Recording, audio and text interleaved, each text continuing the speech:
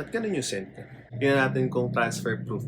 Hi everyone! Welcome back to our YouTube channel. It's Kuyskiko. And today we're gonna be doing swatches and try-ons itong, bagong Flexi mats ng Vice Cosmetics as you can see from the title. Initially, wala talaga akong planong mag-film. Kaya lang, pinadala nila sa akin to dito sa Manila and naluwas ako. So sabi ko, gawin ko na lang ng paraan kahit camera lang ng phone ko yung gamit. So pagpasensyahan nyo kaiba yung audio and video quality. Anyway, pagtsagaan natin tong phone ko. So kung gusto nyo malaman kung ano yung mga shade recommendation ko and kung ano talaga yung tingin ko dito sa Flexi mats ng Vice, just please keep on watching.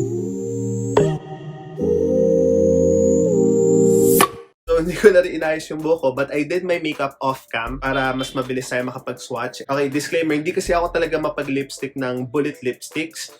So, hindi ako full-on mag-lipstick. So, if you want a review na very full-on yung pag-swatch nila on their lips, ang daming ibang content creator na magaling talagang mag-swatch. Ako kasi, i-apply ko siya sa lips ko how I would normally use it. Hindi yun talagang pack lipstick, ganon. So, para siyang magmumukhang tint lang or parang stain, ganon. Ganon lang talaga ako mag-lipstick. Lalo na pag ganitong mga bullet lipsticks, ano. Kasi, mas natural or mas okay sa structure ng face ko. Kaya ko siyang i-rock ng ganon yung style. So, masaswatch ko siya sa inyo on my hand ng yung kulay niya talaga, but it's gonna be different when I apply it on my lips kasi hindi nga ako full-on mag-lipstick. So, usually ako sa inner rim lang ako naglalagay, nagtatap lang ako ng color. Pero papakita ko sa inyo kung paano ko gawing medyo pang lalaki yung mga shades na to. Ito yung pinadala nila. Nakalagay lang siya dito. May Vice Cosmetics lang na nakalagay dyan. Tapos, merong papel sa loob. Andun yung mga lipsticks. Ayan. Ito yung kanilang description. Ito yung mga lipsticks nila. Nakalagay, comfy, pigmented, and long wearing. This collection is designed to give you maximum comfort for your matte tinting looks. Infused with plant-based, superstar ingredient, meadow foam seed oil that locks in moisture to give you soft and healthy-looking lips. This expert formula is packed with pigment with wearable shades for all. Para sa lahat daw. Usually naman, kahit naman ganito yung packaging ng Vice Cosmetics. And in any makeup products naman that I use, I would normally say na makeup is for everyone, hindi lang pambabae. So, natuwa lang ako nakalagay kasi makeup for all na siya. Paraben-free, cruelty-free, and vegan, and it's 245 pesos. Alam ko yung dati nila parang 195 pesos lang. So, 245 pesos na sila ngayon. So, they have 1, 2, 3, 4, 5, 6, 7, 8 shades. And ganito na yung packaging niya. Yan. Classic Vice Cosmetics na kulay.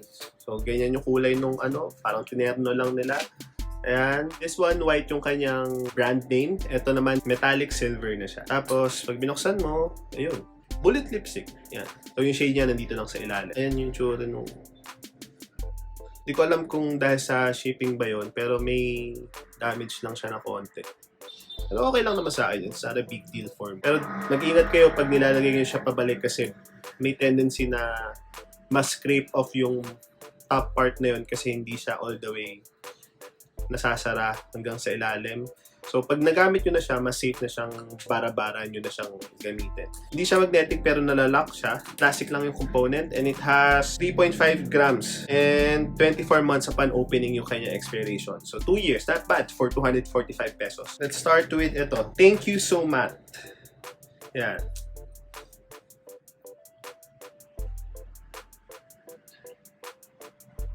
Gawin nating tatlong swatches yan.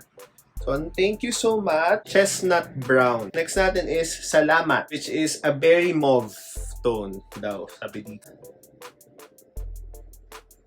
Ayan. Yung salamat. I miss you so much. Ang ganda ng mga pangalan nila. Cocoa brown. I always gear towards yung mga ganitong shades na nude talaga. It's easy to glide on my arms. Hindi natin alam sa lips later on, pero okay siya. So far, matte nga yung formulation niya.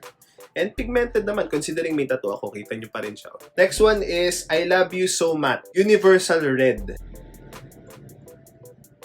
Okay, so red tone nga siya. Yun. Alamat ng Lip Chook, which is a terracotta nude. Yun. So, kita nyo yun, mas gusto ko talaga yung mga ganitong shades. Yan. Sumat Cum Laude, which is a burgundy red. O pwede pa sa akin yung burgundy red, but not this kind of red, which is a wine red shade. Okay, so kung gusto ko naman ng medyo vampy look, I would go for Mataray. Yan, kahuli siya ng tattoo ko. Okay, last naman natin is Agimat.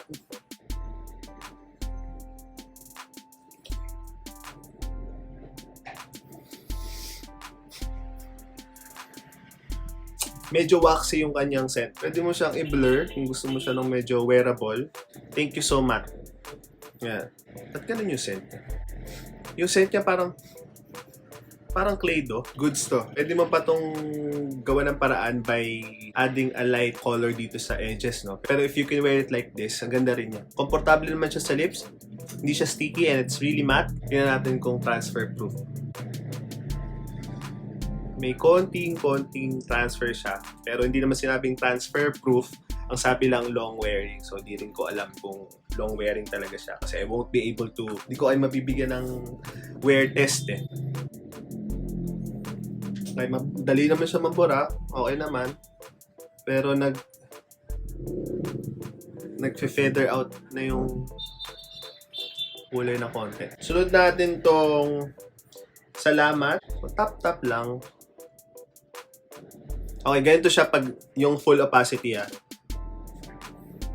Yan.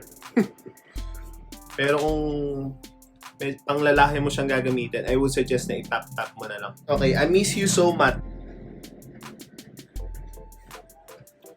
Ayan. This one is I miss you so much. I love you so much. Universal red.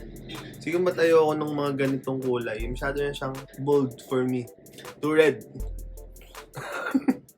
Alam mo yung nakita mo siya, ay, lipstick si Kuya. So ito yung ano nila. I love you so much, yung kanilang universal red. Pero yung pigmentation, spot on. Pigmented nga talaga siya. Nagsistain yung universal red nila. Alamat ng lip choke. Ayan, para magugustuhan ko rin to. Ito, kaya ko pang i-rock ng konti. Ito yung terracotta nude nila. Goods pa to. Pwede pa rin siyang medyo pang lalaki. Ito lang, hirap gumawa ng lip swatches. Kasi, ayan Sumat cum laude. Burgundy red.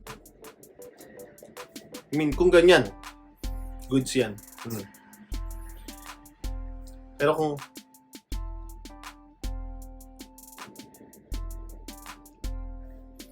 kasi baka parang, so kung gagamitin ko yung burgundy red, mahilig din naman ako sa deep shades, kaya lang, pang inner rim lang talaga.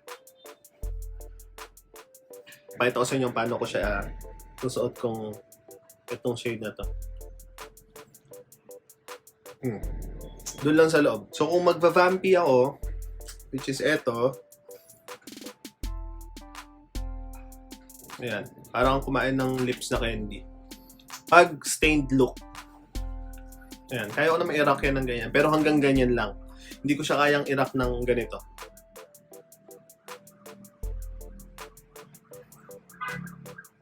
Mulan ka, girl? So, may maliiwan pa rin sa lips mo na pigment. Okay, last naman natin is Agimat. Goods tong Agimat. Ito yung mga nude shades niya. In fairness, gusto ko yung lahat ng nude shades. Out of all the 8 shades, ang marirecommend ko sa inyo, of course, yung nude shades. Normally, hindi ko naman nire-recommend talaga na to use it on your cheeks, but let's try.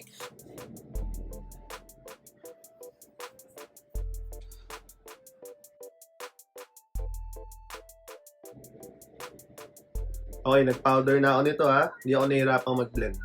Okay siyang pang blush. Ganda niya for cheeks. So, goods na goods yung 4 na nude shades. Ito yon. So, top 2 for the nude shades, kung papipiliin nyo ako is either si Agimat or si Thank You So Much.